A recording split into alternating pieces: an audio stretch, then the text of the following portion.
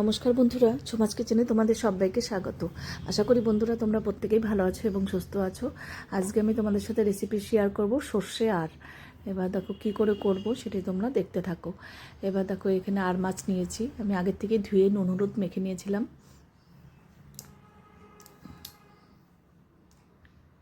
এবার মাছগুলোকে ভেজে নেব। এবার তেল আগের থেকেই গরম করেছি, সর্ষের তেলে রান্নাটা করছি। এবার তেলটা খুব ভালো করে গরম করে নিলে দেখবে কড়াইয়ের সাথে লেগে যায় না। এবার অপর পাশটা উল্টিয়ে দেব।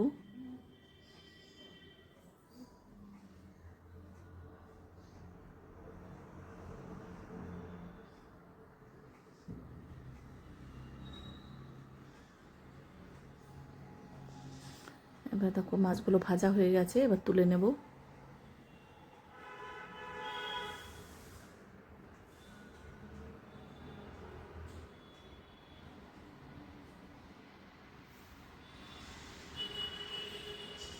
এবার সেকেন্ড ব্যাচের মাছগুলো ভেজে নেব।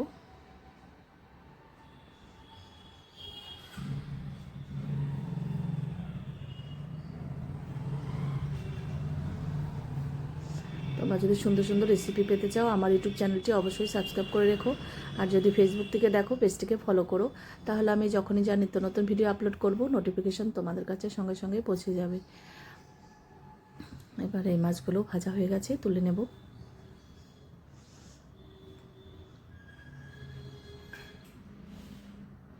এবার সর্ষে আর এর জন্য দেখো এখানে আমি পোস্ত আর সর্ষে মিশিয়ে নিয়েছি। এবার সর্ষে আর পোস্তটা আগে থেকে ভিজিয়ে নিয়েছিলাম, এবার পেস্ট করে নেব। এবার দেখো পেস্ট করা হয়ে গেছে।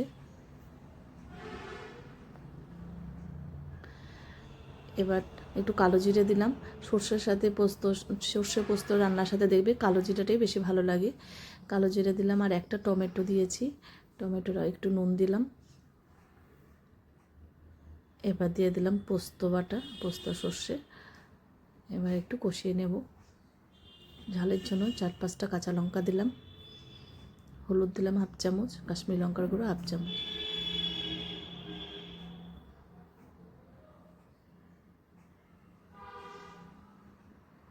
সর্ষে আর পোস্ত খুব বেশি কিন্তু কষাতে লাগে না। আর হাফ চামচের মতন আদা বাটা দিলাম।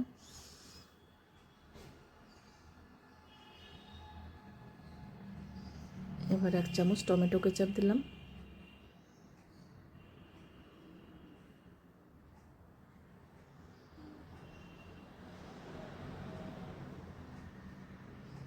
এবার হয়ে গেছে, ঝোলের জন্য জল দিয়ে দিলাম। তোমাদের কাছে এই সর্ষে আরের রেসিপি কীরকম লাগলো অবশ্যই জানিও। এবার ঝোল ফুটে আসলেই আমি মাছগুলো দিয়ে দিলাম। এবার 3-4 মিনিট একটু ফুটিয়ে নেব, তাহলে মাছগুলো দেখবে ভেতরে একদম ঝোল ঢুকে যাবে, খুবই সুন্দর টেস্টি হবে।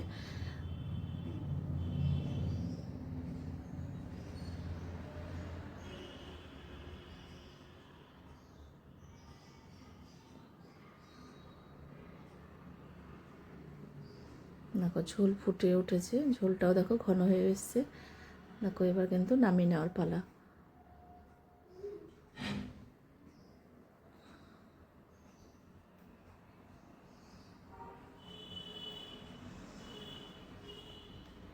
এবার একটা থালায় সার্ভ করে দিচ্ছি।